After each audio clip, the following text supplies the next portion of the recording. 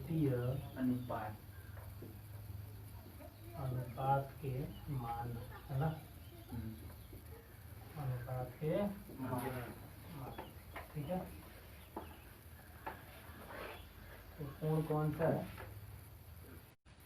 0 degree, 30 degree, 45 degree, 60 degree, 90 degree और 90 degree, ठीक है। 0 डिग्री, 30 डिग्री, 45 डिग्री, 60 डिग्री और 90 डिग्री, है ना। यानी यहाँ पर जो थीटा लिए हैं वो 0 के और 90 के, है ना, बीच में है, ठीक है। 0 और 90 के बीच में है। इसको हम करते हैं, ठीक है। जैसे मान लो कि क्वाड्रेंट जो होता है ना, तो कैसे होता है, एक्स एक्सिस, वाई एक्सिस, इस तरह का, है ना, ठीक है। तो इसको हम ओरिजिन कहते हैं। क्या कहते हैं? ओरिजिन, है ना। इसको हम क्या बोलते हैं? ओरिजिन, ठीक है। केंद्र नहीं बोला जाता है, इसको हिंदी में बोलते हैं क्या? मुख्य, मुख्य अक्ष, मुख्य अक्ष इसको बोला जाता है, ओरिजिन हो गया, ठीक है। नेमक बिंदु नहीं बोलते हैं इसको, ये ओरिजिन, इसको बोला जाता है मूल बिंदु। क्या बोलते हैं? मूल बिंदु, मूल बिंदु, इसको बोला जाता है। तो कहने का मतलब ये है कि देखा जाए तो ये तो देखा जाए तो जैसे एक तरफ देखा जाए तो ये 90, ये भी 90 और ये भी 90 और ये भी 90, ठीक है। ये भी 90, तो इसको बोलते हैं फर्स्ट, सेकंड, थर्ड और फोर्थ। क्या फोर्थ?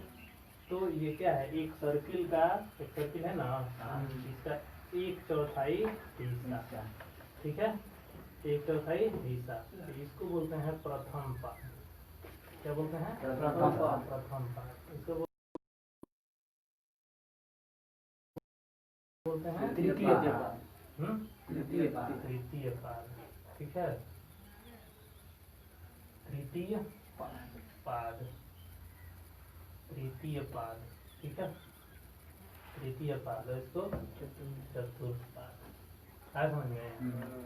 चतुर्थ पाद कहने का मतलब ये है कि यदि मान लो कि यहाँ पे कोई एंगल थीटा है, सपोज है ना, ये, तो ये जैसे ही हम इसके ऊपर बढ़ते जाएंगे, है ना, जैसे मान लो कि, है ना, यहाँ थीटा है, यदि इसको हमेशा परपेंडिकुलर करके 90 होगा, फिर ऐसे कितना होगा 180, फिर ऐसे 270, फिर ऐसे 380, एक सर्कल में, है ना। तो एक सर्कल में कितना बन जाएगा? 360। तो हम जो एंगल लेंगे ना वो प्रथम पाद का होगा। किस पाद का होगा? प्रथम पाद का। 0 से बड़ा होगा और 90 से छोटा होगा, ठीक है। 90 से छोटा और बराबर होगा।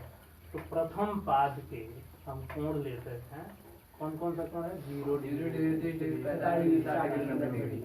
इस पर जो है हमको निकालना है त्रिकोणमितीय अनुपात का क्या मान होता है। में हमने कितना केस देखा है? 0 डिग्री, 30 डिग्री, 45 डिग्री, 60 डिग्री, 90। तो ये प्रथम पाद हो गया। प्रथम पाद का मतलब 0 डिग्री से लेकर के कहाँ तक? 90 डिग्री के बीच। और सेकंड का मतलब क्या हुआ? 90 डिग्री से लेकर, तो यहाँ पे थीटा 90 से बड़ा है और 180 से छोटा है, और यहाँ पर थीटा 180 से बड़ा है और 90 से सॉरी 270 से छोटा है, और यहाँ थीटा 270 से बड़ा है और 360 से छोटा है, ठीक है। तो ये प्रथम पाद में हम लोग को देखना है। आगे लेवल से जाओगे या एडवांस पढ़ोगे तो तब ये चीज पढ़ने को मिलेगा। इसमें एंगल, इसमें जो है हम कितना त्रिकोणमितीय अनुपात, इसके एंगल पर, इसके एंगल पर, इसके एंगल पर कितना होगा, ठीक है। तो फिलहाल हमको क्या जानना है? 0 और 90 के बीच में हो, यानी प्रथम पाद में हो, ठीक है। प्रथम पाद में हो तो त्रिकोणमितीय अनुपात क्या होगा?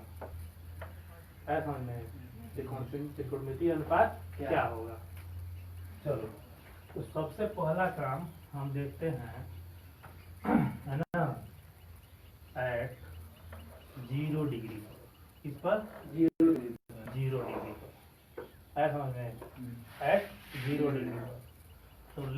लेते हैं, है ना, कि एक राइट एंगल ट्रायंगल है, एक राइट एंगल ट्रायंगल है, ये एंगल कितना हो गया, थीटा, थीटा हो गया। और जब ये थीटा हो जाएगा तो ये P बनेगा और B बनेगा और ये H बनेगा, है ना।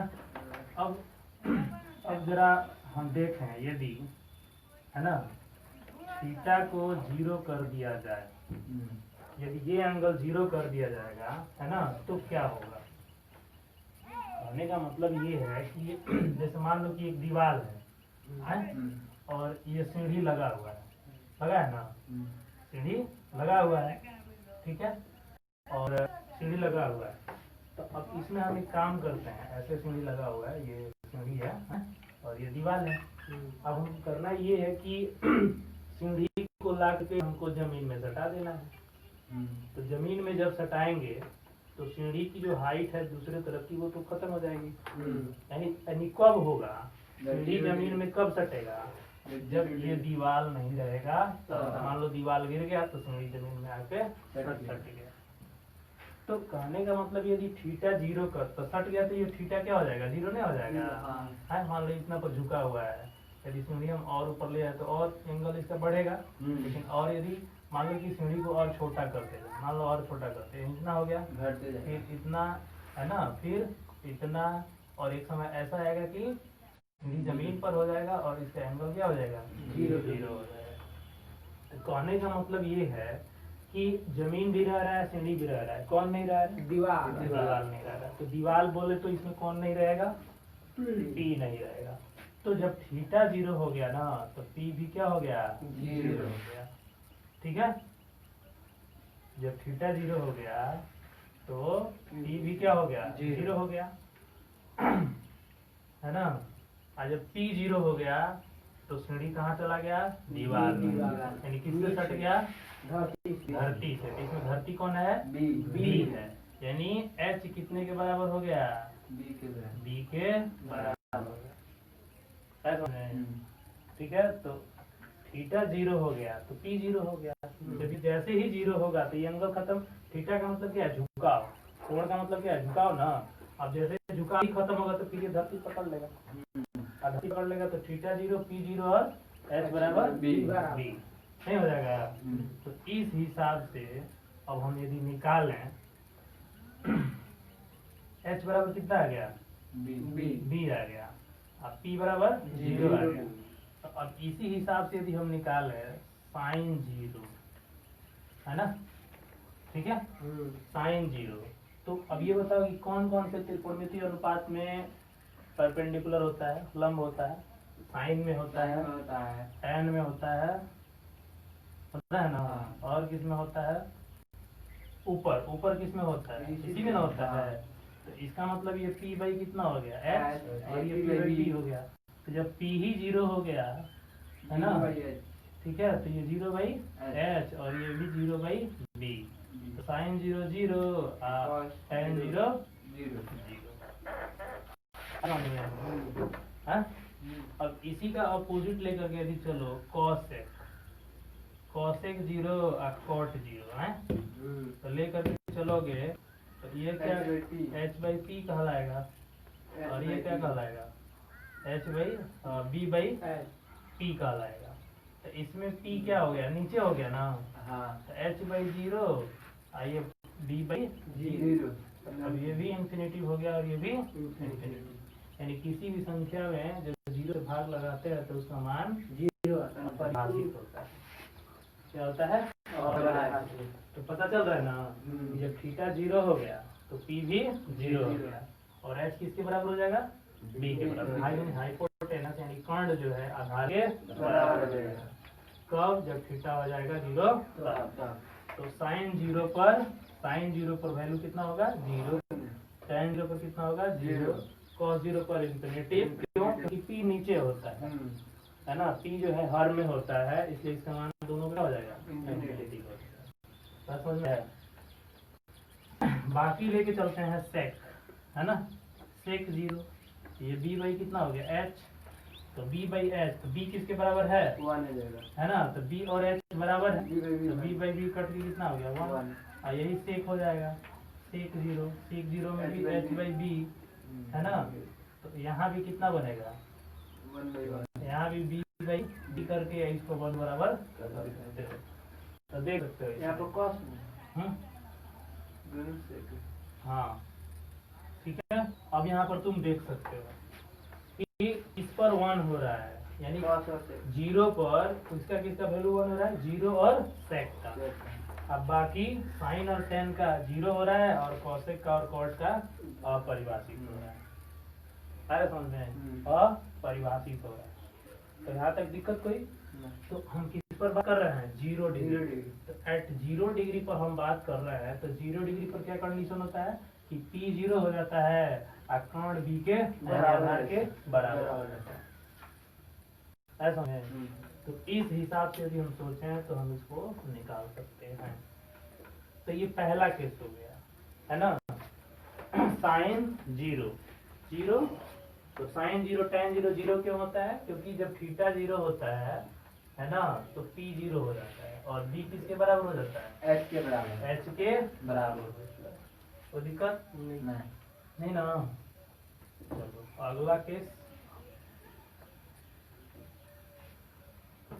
दूसरा केस है कि यदि थीटा को 90 डिग्री के बराबर कर दिया जाए, है ना, थीटा को 90 डिग्री के बराबर कर दिया जाए तो क्या होगा। देखो ये ट्रायंगल है और ये थीटा है और ये मान लो पी क्यू आर ट्रायंगल हो गया, ये 90 डिग्री हो गया।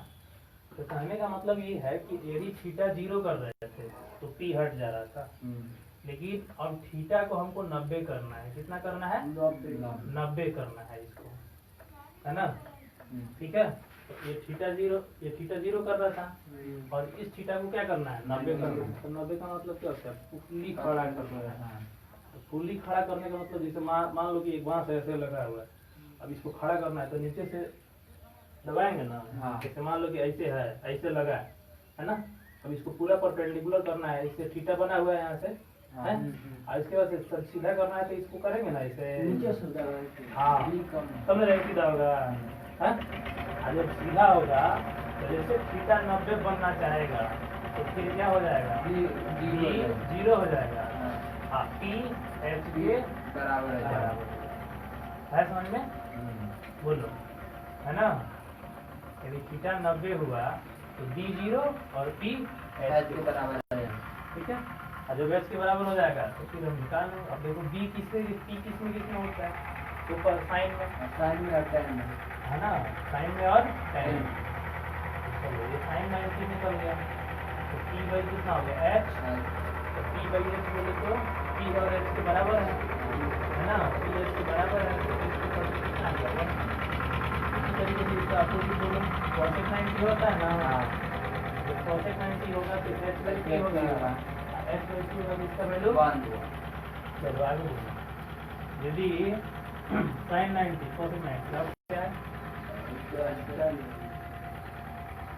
बाकी निकल tan ले लो, tan 90 और tan 90 बोले तो P बाई B हो गया, है ना। तो P बाई B, तो P बोले तो P या B बोले तो 0, B बोले तो 0 की इसका वैल्यू इन्फिनिटी। उसी तरीके से cot 90 में B बाई P होता है, जिसमें तो 0 ऊपर आ गया ना, इसका वैल्यू क्या हो गया, 0, ठीक है, इसका वैल्यू 0। आगे बोलना cos 90, तो cos 90 बोले तो B बाई H है ना, B बाई H बोले तो 0 बाई H, हाँ 0 बाई इसका वैल्यू कितना आ गया, 0। तो फिर sec 90 बनेगा, H बाई कितना बनेगा, H बाई 0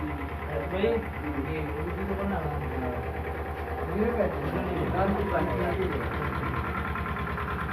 बदल रहा है। यही पॉइंट हमको याद है। तो थीटा 90 हो गया तो फिर आधार खत्म, बेस खत्म, 0 हो जाएगा, P H के बराबर हो जाएगा। तो 0 पर और 90 पर इस तरीके से वैल्यू निकाले, क्लियर हुआ।